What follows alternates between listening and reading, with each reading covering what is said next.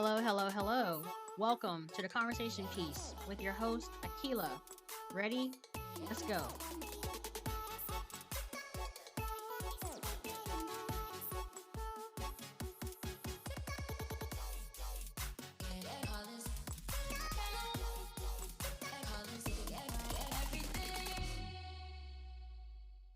Season 4. Here we go. Reflecting back on 2021, I realize how blessed I am that I still have my health, I have a steady job and income, I have friends and a supporting family, and I have a home. A home. A place of refuge for me and a blessing. Unfortunately, not everyone can make that same claim. I'm sure you all know by now, but the real estate market is soaring with unprecedented growth. One sector falling short: affordable housing. There are several factors to this problem, but the basic cause goes back to supply and demand. Higher demand for homes and lower supply of those homes as people are relocating nationwide, sometimes due to a change in career. Because of the pandemic, some are choosing to work from home for more money, and often that requires a move. Also, people paying with cash offers, listings being snatched sometimes as soon as they're posted, is also causing the real estate to explode for buyers. But what of renters? In Southwest Florida, rent has jumped on average of 36% from last year. On average. Even though Floridians voted to raise the minimum wage to $15 an hour, $15 is still not a livable wage in today's modern-day society. People have bills, health and childcare costs, gas, food, etc. What is left over to survive on? And God forbid, if any of us found ourselves in a circumstance of being without a home, how would we survive? Would we know what to do? November 20th of last year, I volunteered in an event called the Homeless Challenge, Walk a Mile, to see and feel a different perspective.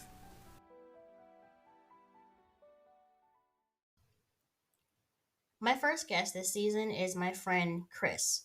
We'll get to know her better later in the episode, but here she is laying out the agenda for this challenge. Do we have to do everything you just said ourselves, or are we going to be shadowing a Oh, homeless person? no, we all do it as a big group. It's a group of us. And it's so on the flyer, it has the name of the person that emailed, Therese Everly. Okay. You email her and just say, hey, we want to participate. And then you show up at the jail at 9 a.m. And then we do the walk, and then we wind up in the parking lot of the jail downtown. And then we drive everybody back to the jail, to the other jail. It's about 13 miles. It's a walk. Oh, They we'd bring feed you water though. or whatever. You're not supposed to buy anything. Oh, they can't come with water or anything like that. I bring water. Just Yeah. I do my best, but like last time I was craving a Diet Coke so bad because that's one of my vices. I was thirsty. I'm just like, I don't know how successful I would be at being homeless. So I Oh, asked I just heard somebody. everything you just said, and I realized how I would not only privileged I am, but just how coddled I've been this entire time. That was some real stuff you just mentioned. Yeah.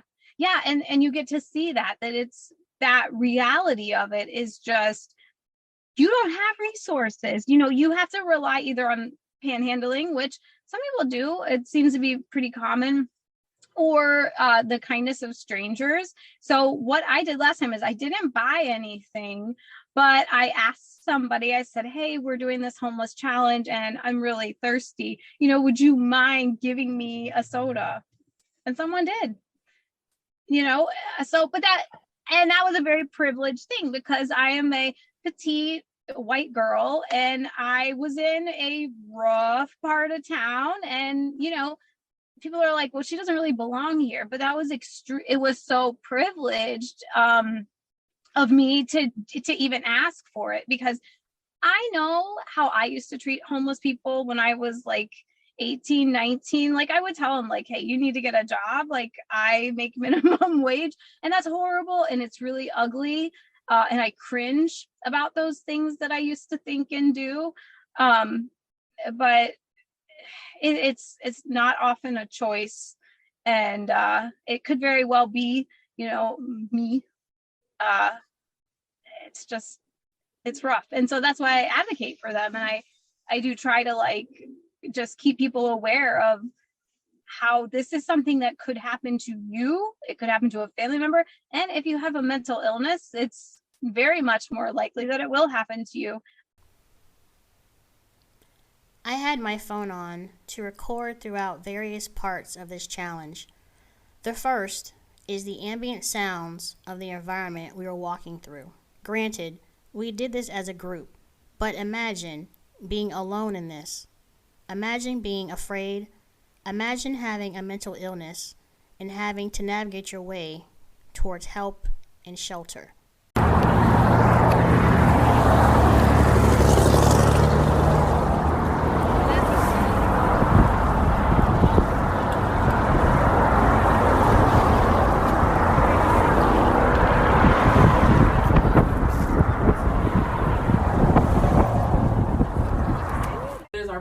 To host you today. So what we're gonna do is I'll walk you in, kind of give you a tour of one of our rooms for you to see what it is to live here at the Empowerment Center, and then we'll go into our cafeteria area and we have some bag lunches for you.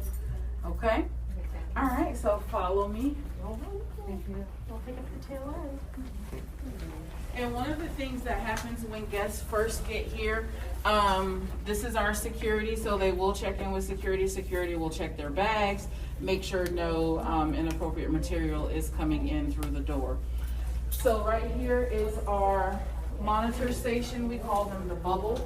So normally there's at least one person in the bubble at all times, and we keep the glass there just as the protection. And we have sign in and sign out sheets. So this is for church, because we do offer them transportation to church on Sundays and also throughout the week.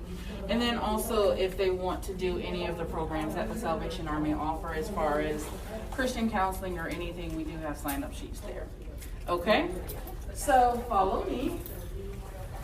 So this is just a general bathroom for our guests to utilize.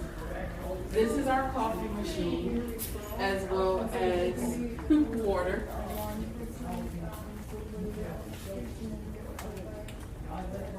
So I'm going to hold the door and give you the opportunity to go inside. This is what one of the rooms would look like. So we have a total of, so typically they stay about 60 days, but that was when we were having a lot of luck with being able to place our residents into more permanent housing, but because we kind of hit this bottleneck, so we're seeing stays for 90, 120 days, because we don't want them, as long as they're working as far as trying to get some sort of stability in their life, we don't just want to say, oh, sorry, time's up, good luck with that. Because then they're gonna, unfortunately, with some of the mental health issues that we deal with, that will kind of send them into a spiral, and they may start to use again or start doing things that are inappropriate. So we have rooms all the way down the hall. It's first come, first serve. I mean, well, we don't put males with females. No, yes. So it's first come, first serve. Okay. Yes, so we don't do. Now, if it turns into there is an issue with individuals, then yes, we will start playing checkers is what we do. No, our families are housed over on Edison. So this is just for adults with no children, as well as we do have our medical respite unit that's here. So those individuals that are being released from like a hospital that don't have a place to go, we will accept them here.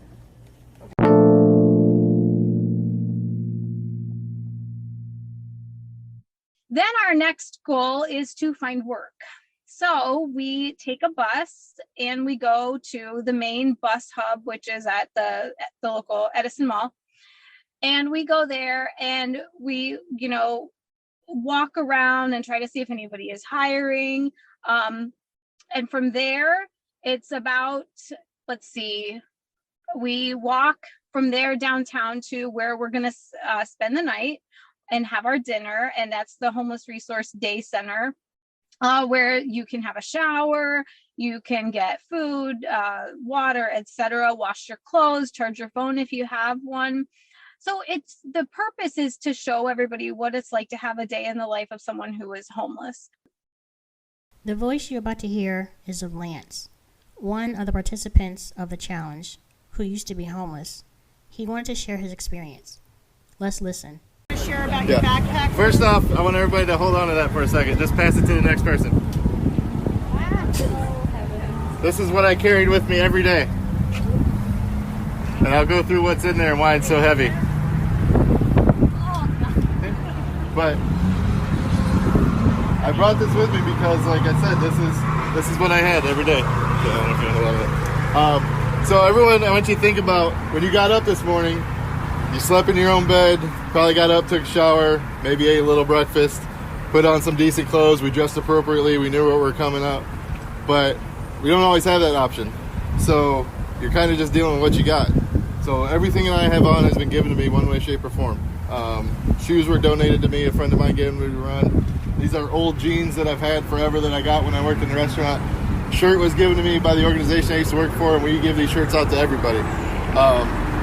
So I tried to make a point to kind of get back into that old mindset of what it was like to just have what I needed. So this bag, I call it my bag of every eventuality. Literally anything that might come up.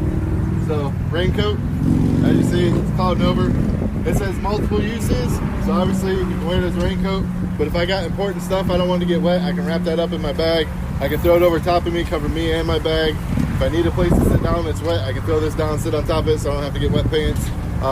Multiple uses to have something like this. So even if it doesn't look like it's gonna rain, it's always good to have something like this so you got some kind of cover.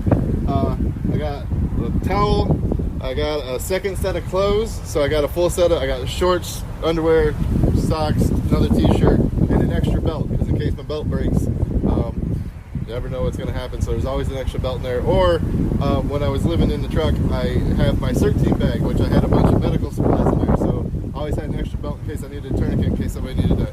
I had supplies for splints, bandages, a mouthpiece to give mouth to mouth, hand sanitizer, gloves, anything I needed to do, anything that the CERT team trained me on. And I did that for free. Like, I was doing that as I was like getting into my homelessness. I was trained to go through CERT and still volunteered. I have a book. Just if I'm on the bus, you might want to have a book. You don't always have a phone and a notebook. I always had a notebook with me so I could kind of track what was going on through the day.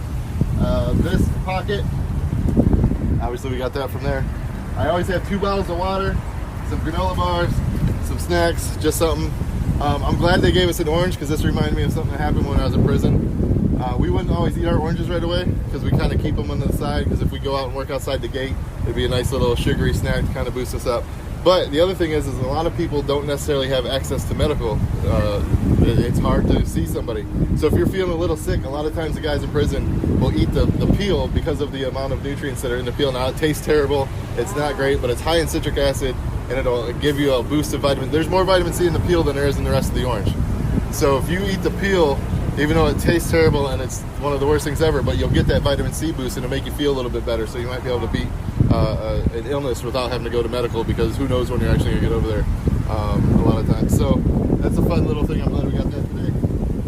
Specifically, I have this bag because part of it is waterproof, so I have all my important, like my phone, my charger, any important documents, my wallet, that's all in the waterproof spot. Before I had this bag, I'd wrap it all up in like a plastic garbage bag or a shopping bag. Just wrap that up to make sure it stayed dry. At one point, I couldn't afford insurance on a car, so I was luckily I had a motorcycle, but I was working out on Sanibel, so I was riding a motorcycle from Cape Coral to Sanibel every day through the summer. It tends to rain a lot, so learn how to pack that up. And then my front pouch down at the bottom is all my toiletries. So I have a shampoo, deodorant, hair stuff, whatever I felt like I needed, toothbrush, toothpaste. Same thing with the towel. Never know if I'm gonna end up at a friend's house. Might be able to get a shower in there. I got my $9.99 membership to Planet Fitness, so I would park in the Planet Fitness parking lot, go in, take a shower, put a suit and tie on, go sell real estate while I'm living out of my truck. And that was a big transition because I just got out of the restaurant industry. I didn't want to work. restaurant industry is not always conducive to recovery. So it's really hard to have recovery and work in the restaurant industry, especially if you're closing at nights and you don't get out till 1, 2 in the morning. And then everybody's like, hey, we're going to have a drink or something worse. So I really wanted to get out of that, got my real estate license, but I was making $12 an hour and then went to making $0 an hour because I wanted to get out of that. And thankfully, with a lot of hard work and perseverance, I got through that. But like I said, this is the bag I carried with me every single day. And then, like I said, I had my truck. I had a tote in my truck that had like food and like plastic bowls and you know, if I wanted to heat something up, I could stop at like a 7-Eleven. But I literally lived on a tote and 2 book bags and slept in my truck as much as I could. Was it like a quad cab or? It was an extended. It was a Tundra, so it had like the little small second back door. But I just slept in the driver's seat. That was the easiest spot. I had the most room. Like I said, I had stuff in the back with the tote. And then as we were walking up, Walmart. I'd park in the Walmart parking lot at Del Prado, or I'd park at the Planet Fitness in Del Prado and use their facilities as I saw fit. I am a bit of a special case when it comes to this kind of stuff because like I was prepared when I got my felony. I was in the delayed entry program for the Air Force, so I already had kind of a military mindset. But I try to share this kind of stuff when I was on the street or when I do go and give back now to some of those tips and tricks that helped me get out of that. And so, you know, there's certain people that I've interacted with now. I see they got a little bag, they got some stuff packed up. There's certain people downtown that I'll give a couple bucks to here and there because I've done stuff with them before and I know that they're going to use it the right way. I have people that I've given larger amounts of money to, and they'll bring me with them, and we'll go buy food for everybody in the community. And it's all because like I've been there, I know what it's like, and I've had people that have been, you know, blessing me for this entire journey. I will say the one thing I learned that most people don't know is during political season, when it's candidate season, if you can get into politics and you're homeless, you can eat pretty well. Because that was Only because I was at those things. Yeah. And that's why I'm being like. Yeah. So there, when I first started getting into this, I mean, nobody knew what I was going through. It's not like I was out promoting. I was wearing a suit and tie and driving a truck that I parked way out because the paint was peeling off of it.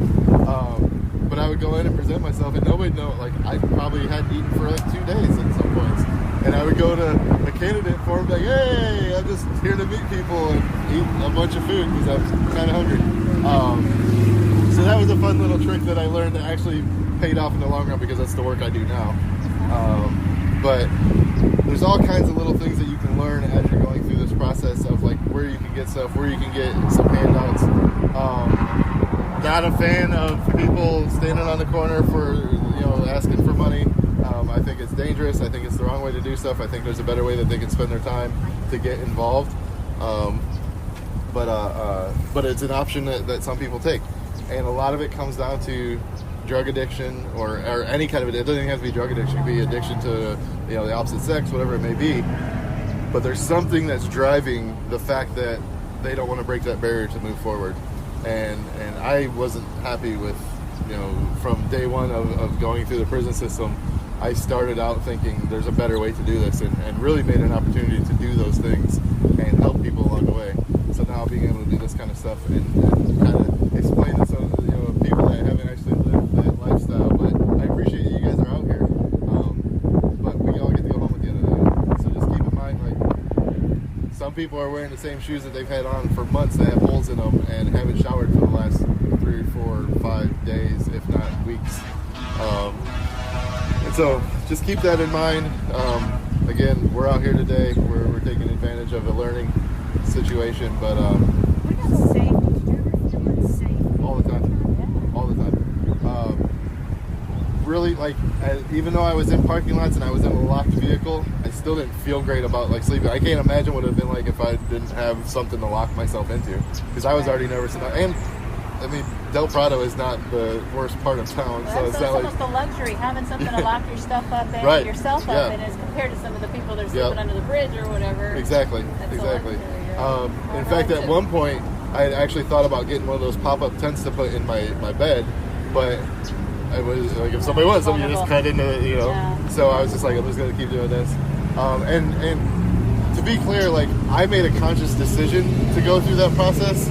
There were places I could have went, but I really wanted to get back to the mindset that I had while I was in prison, because I got out in 2011 it was 2017 when I was homeless. So I had a bunch of up and downs. Like I said, I was in the restaurant industry, wasn't finding a lot of success, on probation, making $10 an hour at some jobs. I got $2,000 a month to pay in probation and restitution and all these other fees that I got to pay. And so all of my money is going to just surviving. I got $600 I'm paying for rent at the time before this happened. And because of everything else, like, I can't afford to do that anymore. And I had to take care of what the state said I had to, or they're going to violate my probation. And I certainly didn't want to go back to jail for any reason whatsoever. And funny enough, I ended up violating my probation for riding my motorcycle without eyewear. Like, it was a messed up issue. I was on my way, I lost my glasses, and I was on my way to go pick up my check to go buy new glasses, and they violated my probation. So I ended up doing 60 days of weekends, which is, I will share my story. There's a lot of very specifics that I went through. So this whole weekend thing was a whole mess, and I ended up doing 24 weekends downtown. I didn't even come over to Ortiz. I just sat in the holding cell downtown. And something, like, they had no idea what to do with me. So, like, I know you guys that work with, like, this is not something anybody else has had to go through. So they just kept me downtown, and I would check myself in and hang out for a day and then let myself out. And I actually had a chance to meet Sheriff Scott at the time when he was coming through. He was doing an inspection, and that was in 2012 when I violated, and this was 2016 when I met Sheriff Scott. And I was with a couple other people again. I got into politics, so I was with some good people doing real estate, and introduced myself, and I was like, yeah, we've actually met once before. And he's like, oh yeah? It's like, yeah, you were doing an inspection. He's like, oh, you were on a tour? I was like, sort of. I was on the extended tour. And so he thought that was really funny that I presented it in that way.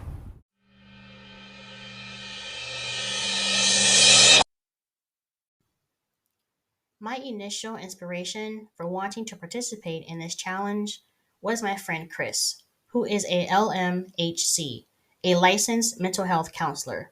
She holds a Bachelor's of Science degree in criminal justice and a Master's in clinical mental health counseling. Let's get to know her a bit more. So most people that are homeless don't want to be homeless. And statistically, we're all a $400 emergency away from being homeless, just because it's really difficult to make fair wages and have a place to live.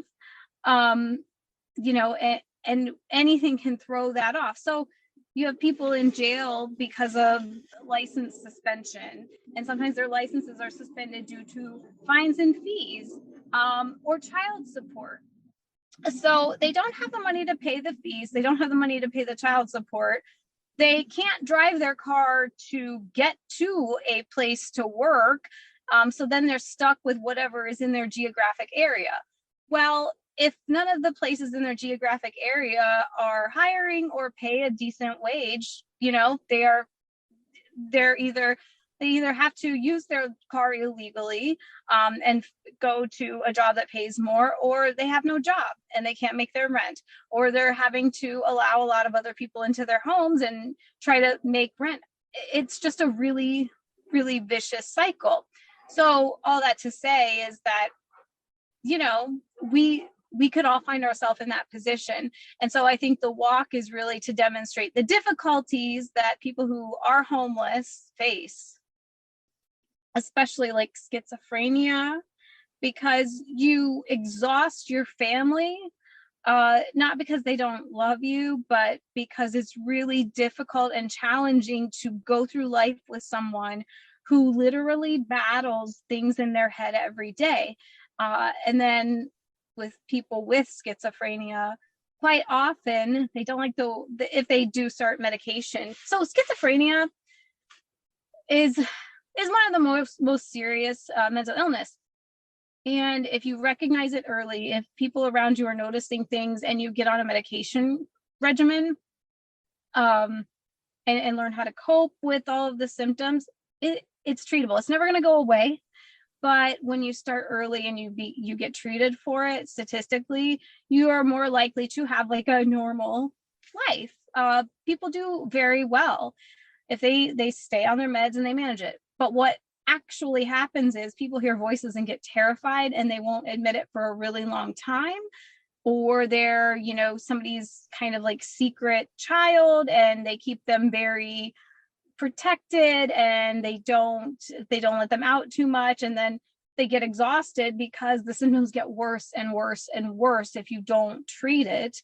And so then all of a sudden they do violent things. Not everybody with schizophrenia does this, but it's more likely in people with schizophrenia to act out violently. There are different types of schizophrenia, not to go into all of that, but so they'll act out violently, and then the family member is just like, well, now they've attacked me, now my life has been threatened, I can't deal with this, and then they're out on their butts in the street. Origins of so schizophrenia, like with the voices, is it a byproduct of trauma, or is it some type of like a manifestation of maybe something they've conjured? I'm not accusing them of this. It's something they've maybe conjured up in their head, and it's like they've manifested it, and they're just like they acted out. Okay, so schizophrenia generally is genetic. There's a very, very strong genetic link. It's not known to be induced by trauma. So if someone in your family has schizophrenia, it's more likely that their offspring or people in their family will have it. And so sometimes what people with schizophrenia have are called like commanding hallucinations, where a voice in your head is telling you to do things, or a voice in your head is telling you that somebody is out to hurt you. Or what I see a lot with dealing with the homeless population is that they think that people are watching them. They think people are following them. They think that cameras and fire sprinklers are listening to them. And if I have had like paranoid moments where I thought, somebody was following me in my car. If you can imagine how it would feel like to live like that every single day, you can sort of get into that frame of reference. That's terrifying.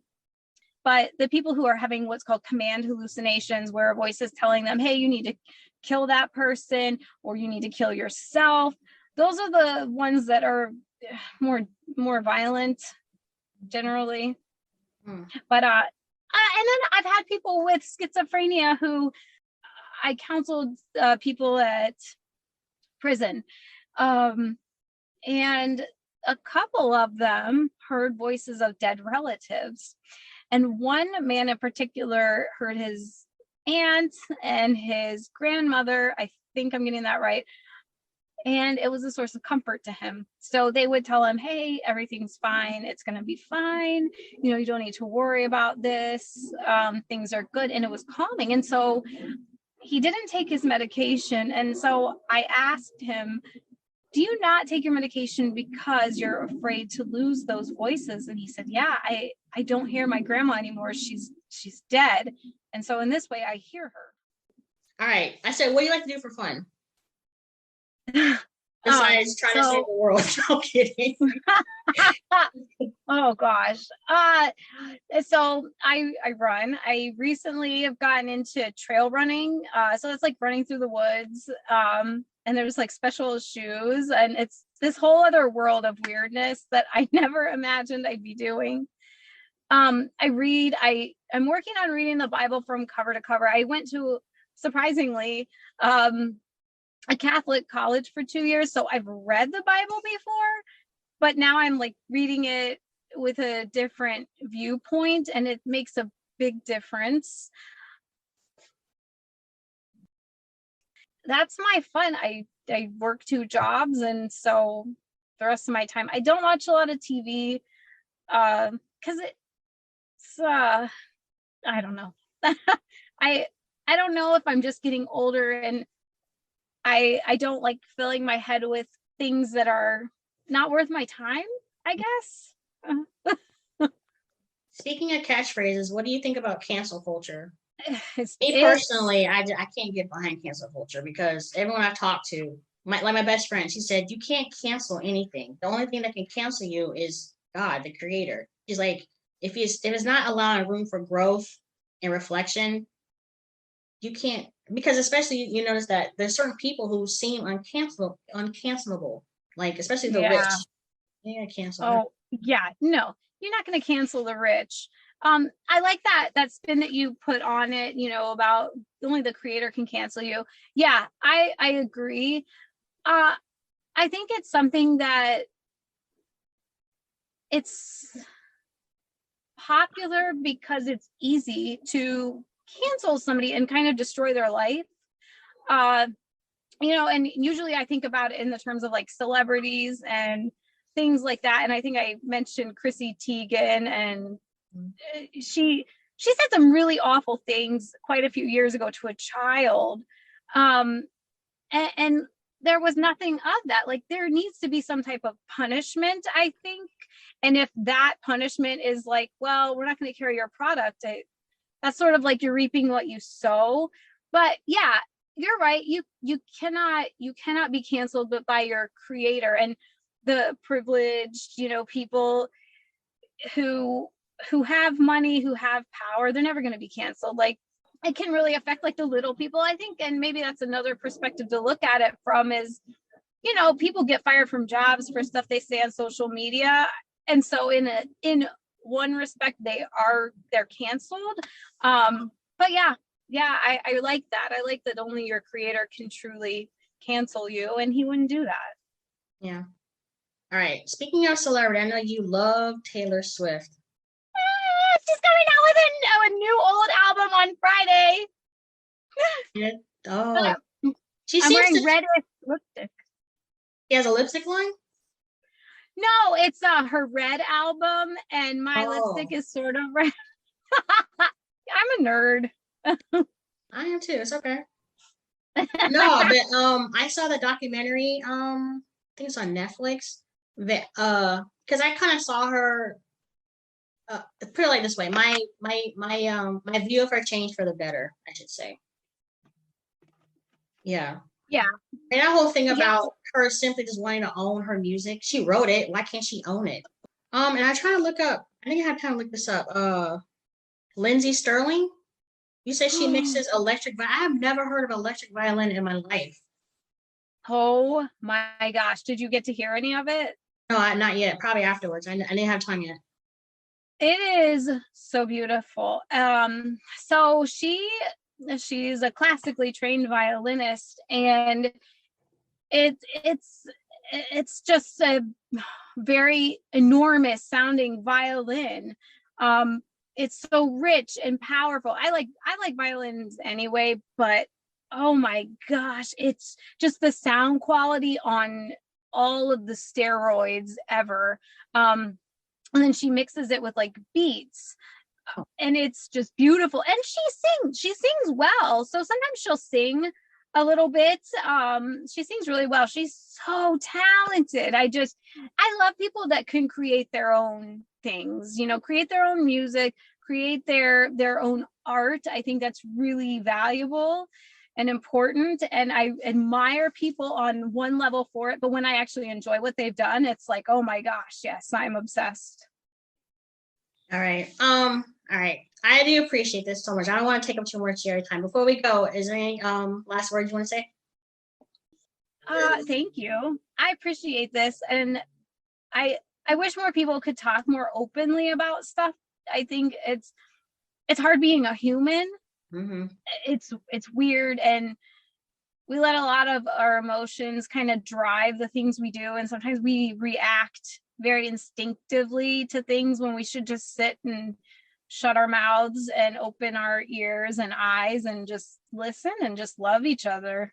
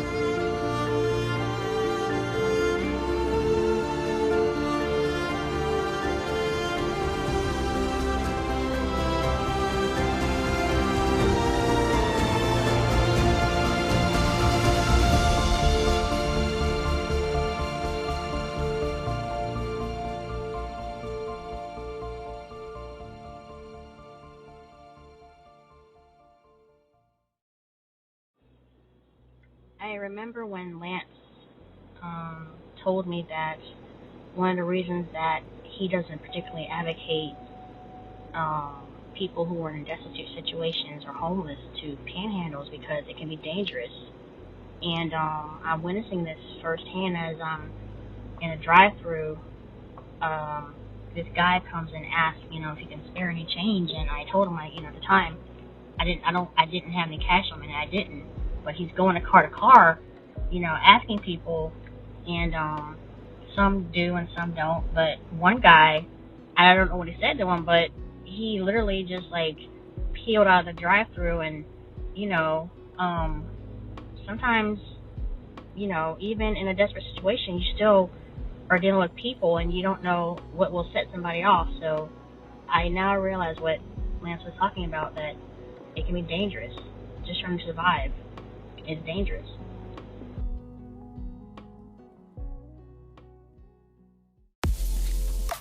Hey you. Yeah, I'm talking to you. Do you have Spotify? If so, turn on the notification button. You can also find the Conversation Piece podcast on Google Podcast, iHeartRadio, Pocket Cast, RadioPublic.com, Breaker.audio, and Anchor.fm/Akilah Lynch, spelled AQUILA-LYNCH. Thank you for your support.